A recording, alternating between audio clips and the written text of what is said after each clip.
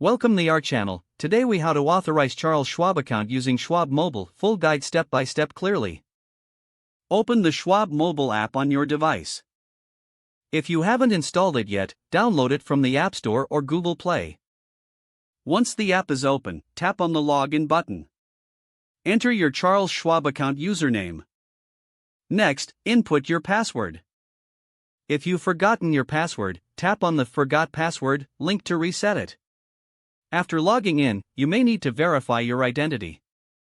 Check for a prompt asking for a two-factor authentication code. If prompted, check your email or text messages for the code.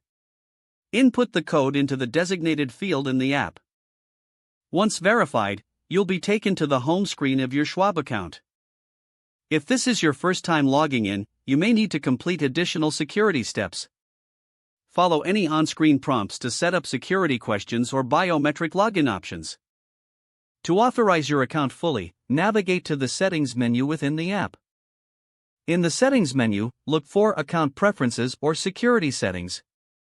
Here you'll find options related to account authorization.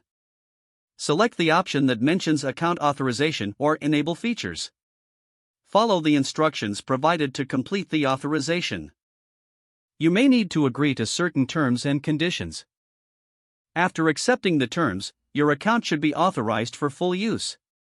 To confirm the authorization, return to the home screen. You should see confirmation messages indicating your account is fully active. If you experience any issues during the process, refer to the Help section in the app. You can also call Schwab's customer service for further assistance.